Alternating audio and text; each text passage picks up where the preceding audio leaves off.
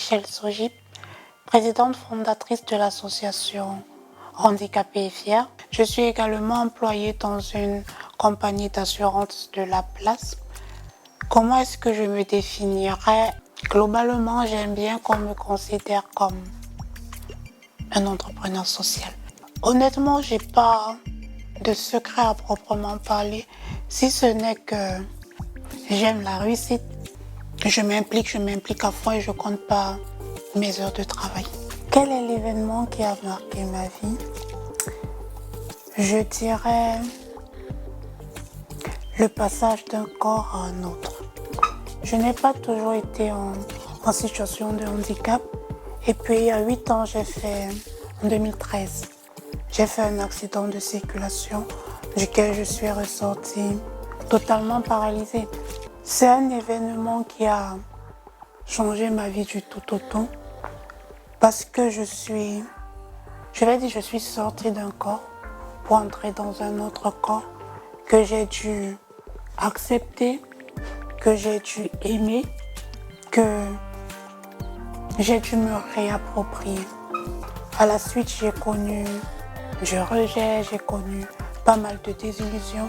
Au fil du temps, j'ai pu me reconstruire et donc désormais, je considère ma mobilité réduite comme ce facteur-là qui m'a permis d'être une meilleure version de moi-même, de mieux orienter mes choix de vie, de savoir où je vais, de savoir ce que je veux et de savoir ce que je peux apporter aux autres.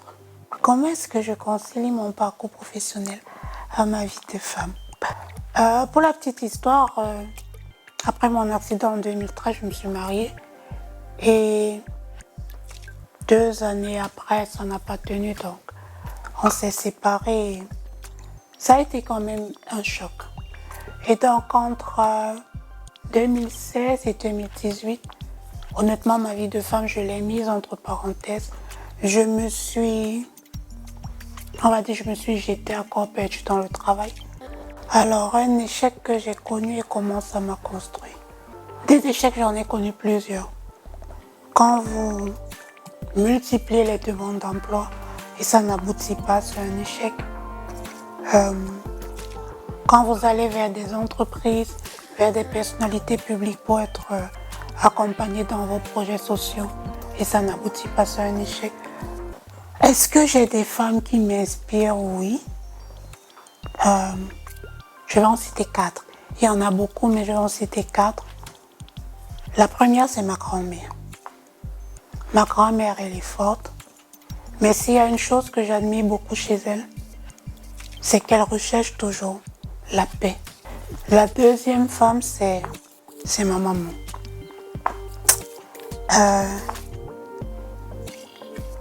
Quand je parle de ma maman, ça me fait un peu de peine parce que la vie n'a pas été tendre avec elle. Elle a perdu son mari assez tôt, dans la trentaine. Elle avait 3 enfants à charge. Plus tard, sa fille fait un accident.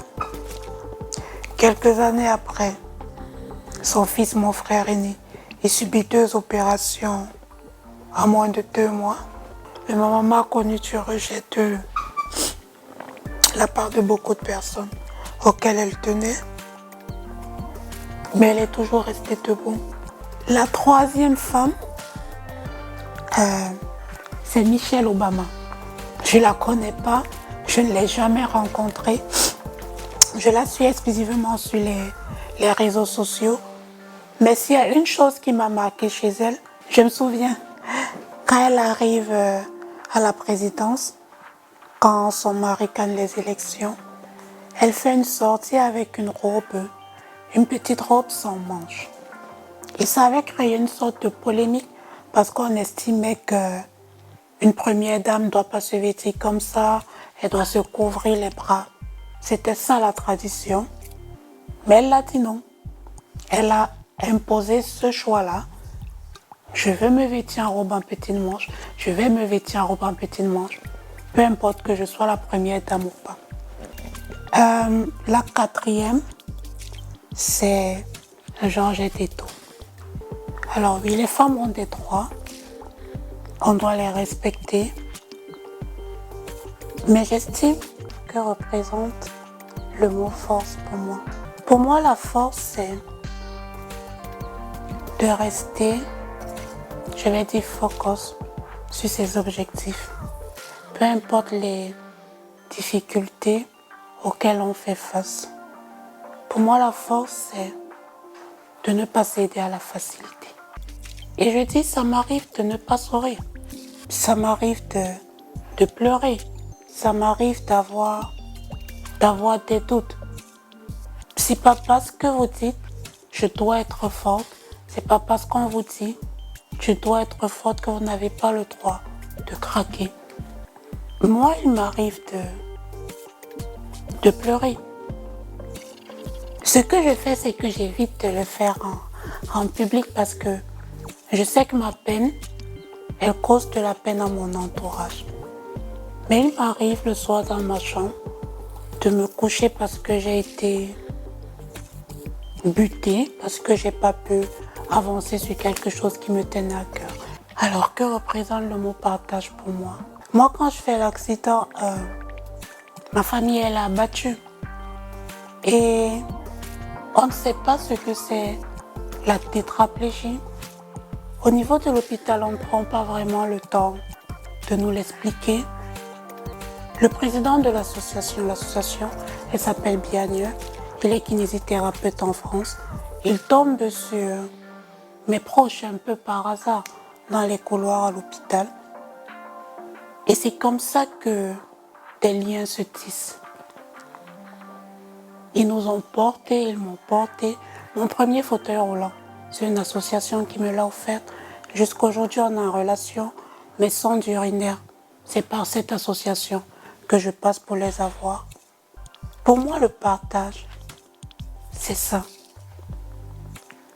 Partager, c'est donner un peu de soi à l'autre. Je préfère ne pas parler du matériel, je préfère ne pas parler de l'argent parce que le matériel, il peut se gâter. L'argent, une fois qu'on l'a utilisé, il n'est plus là. Mais quand vous donnez un peu de vous à l'autre, pour moi, c'est ce qu'il y a de plus beau. C'est un peu de chacun qu'on donne à chaque fois. Et je pense que c'est essentiel pour bâtir un monde meilleur. Quels sont mes projets? Je ne sais pas si c'est un projet à proprement parler, mais je participe à Miss Wheelchair World qui aura lieu en octobre 2022. C'est Miss Fauteuil Roulant Monde, s'il faut le dire comme ça. J'ai été assez surprise d'être sélectionnée, mais c'était une belle surprise parce que pour moi, participer à ce concours-là, c'est dire pas seulement à la femme en situation de handicap, c'est dire à la femme en général que tout est possible. Pas même dans mes rêves les plus fous, je me serais imaginé faire un concours pareil. L'autre projet, je vais dire, c'est plus un plaidoyer. C'est un plaidoyer que je souhaite faire en faveur d'une meilleure prise en considération des auxiliaires de vie. L'auxiliaire de vie, c'est cette personne qui accompagne la personne en situation de handicap dans son quotidien. Une année qui m'a marquée, l'année 2021 a été particulièrement difficile pour moi. À la suite de mon accident, mon grand frère Willy, c'est celui qui a toujours été là pour moi. Pendant 3 ans, il a mis sa vie entre parenthèses pour pouvoir prendre soin de moi. En 2021, il a eu des soucis de santé. Il a dû être opéré. Avant ça, j'avais jamais vécu sans mon grand frère. En fait, j'ai été habituée, ou alors je me suis toujours dit, toutes les souffrances de la famille Sojib, comme elle les donne, j'ai les épaules pour les porter. Mais je veux pas voir mon frère, je veux pas voir ma maman, je veux pas voir mes neveux souffrir.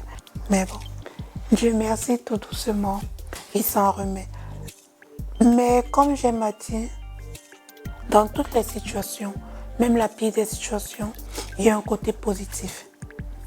Le côté positif, ça a été que j'ai appris à vivre sans lui. Que m'évoque le 8 mars. Je vais peut-être m'attirer des fautes une fois de plus, mais moi je vois pas l'utilité du défilé par exemple. Honnêtement, je vois pas son utilité. On va organiser des séminaires, on va organiser des rencontres autour d'un thème qui parfois n'est même pas vraiment compréhensible. On a l'impression qu'on s'est assis et puis on a pioché quelques mots qui font l'actualité. On les a mis ensemble et on a dit ok, voilà la thématique du 8 mars, débattons là-dessus et après on passe à autre chose. Pour moi, c'est une journée qui, à cause de ce qu'on en fait, n'a plus lieu d'être. Les droits de la femme, c'est pas en une journée ou en une semaine qu'on va les défendre, qu'on va les valoriser, qu'on va les préserver. C'est tous les jours. Et on ferait mieux, à mon avis, de mettre l'accent sur l'éducation et sur la sensibilisation. Et l'éducation de tout le monde, pas seulement de la femme. Parce que les hommes sont aussi concernés par la promotion des droits des femmes. L'éducation et la sensibilisation dès le bas âge. C'est pas à 30 ans qu'on va dire à une femme que tu dois pas te faire battre, ou tu dois avoir un emploi, ou tu n'es pas faite juste pour accoucher, non. C'est des trucs qu'on doit commencer à la base. Et donc pour moi, au lieu de faire des séminaires d'une semaine, au lieu de défiler sous le soleil toute une journée, on peut établir un programme sur une année d'éducation, de sensibilisation, en essayant de réunir des femmes qui ont de l'impact, des femmes qui ont de la voix, des femmes qui ont des connaissances, parce que après il est important de placer les bonnes personnes là où il faut si on va obtenir des résultats. Mais le 8 mars tel qu'il est célébré, honnêtement pour moi ça ne vaut pas la peine de voir après. Ça n'engage que moi. Alors si j'avais un message à passer à la femme africaine, ce serait à partir du moment où on est femme en Afrique, on peut estimer qu'on n'a pas toutes les cartes en main pour réussir, mais c'est faux. On a toutes les cartes en main pour réussir. Il faut juste croire en soi. Il faut trouver ce potentiel-là qui sommeille en vous, parce que chacun a un potentiel qui sommeille en lui. Il faut rêver grand. Ne pas se dire que c'est impossible. Moi, je considère que tout, absolument tout dans la vie est possible.